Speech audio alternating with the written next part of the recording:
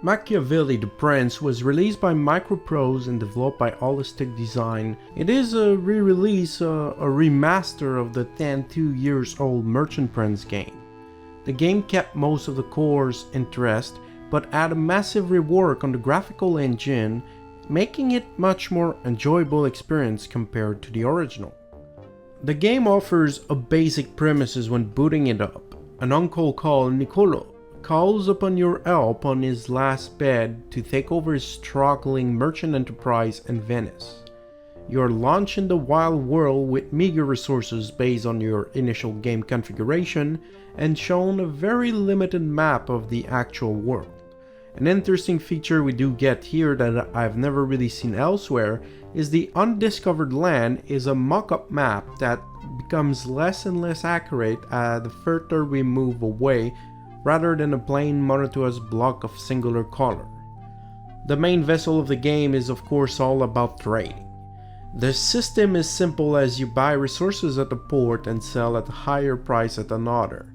While the supply is the main factor behind the pricing, some events like excommunication and plague do affect greatly the prices. You need to create a proper fleet for your merchant empire. You have donkeys and camels for land trading, each adept at mountain and deserts respectively, but most of your trading will be done through the waterways. We have slightly more choice at this level with 4 offerings. The smaller galleys are fast-moving ships with small cargoes, but grant the ability to go in small rivers and avoid pirates while being extremely susceptible to storms.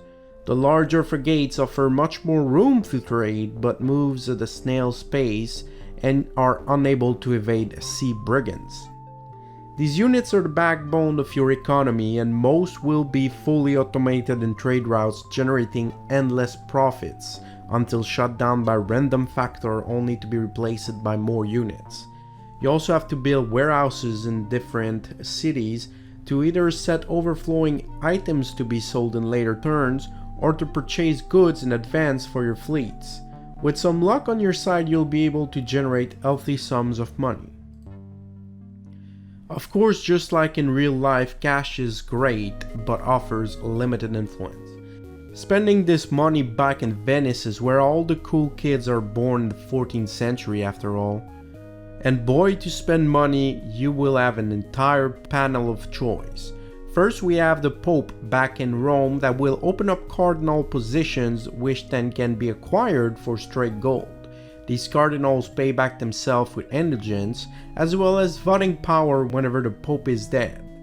The Pope, either externally or internally controlled, offers the same range of options.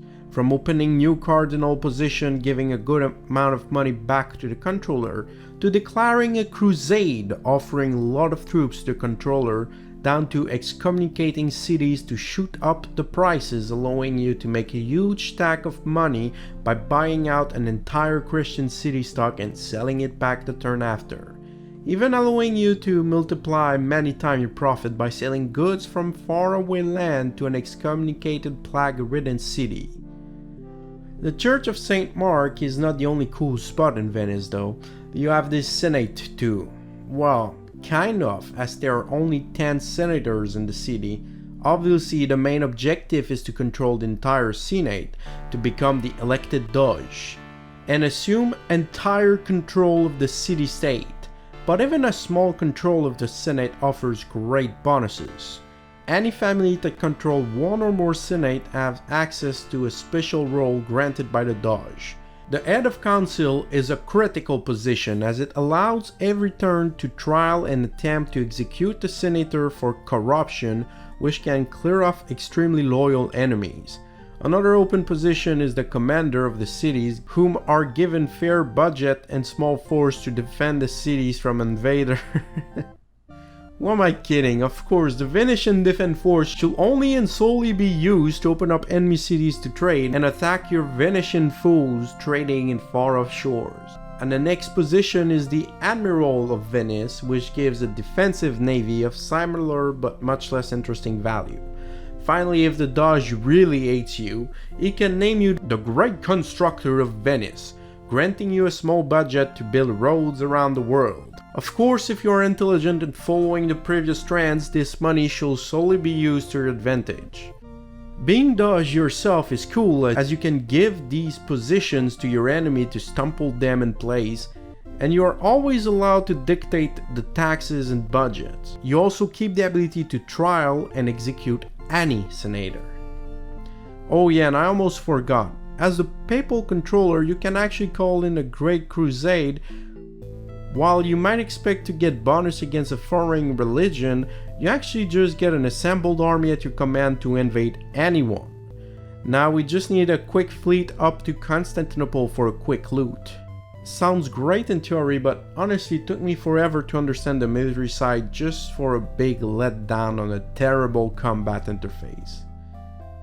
Now the game offers a great challenge with other Venetian family, but in my case, even playing at the highest and second highest difficulty, I found an annoying flaw. Often if you get ahead, you can really pound down the enemy in a nearly permanent way, disallowing them to even catch up to you. But if I set all the enemy on IS, I will often be the eternal victim that is perpetually pounded on by everyone without ever any pose. Even second and third players prefer hitting on you than on the leader. Sucks a bit to play that way.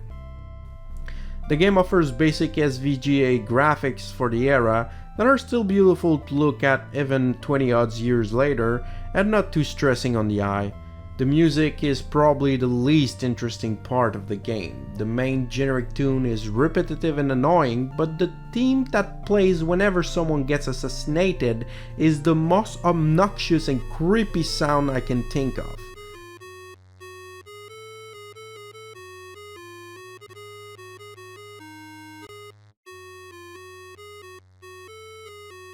While I am definitely not known to be a great aficionado of 90s and countable bits music, this one really takes the cake and I wish I never had to listen to it again. Machiavelli the Prince, or simply Merchant Prince, is a great game in the end. You might not have thousands upon thousands of hours of fun playing it, as you could have 23 years ago at release, but it's still an interesting title with great ideas injected in it, and still a decent enough UI and control to be enjoyable even to this day. Additionally, if you ever get tired of playing real world map, you can launch a quick, randomly generated world for you to explore. At least we forget such an old title is easy to run on even the most despicable machine, and can be acquired for a cheap sum of only the time it took to find and set up running. Hopefully you've enjoyed this small review of Machiavelli the Prince, and if you did, make sure to subscribe for more. Thanks for watching, and see you next time.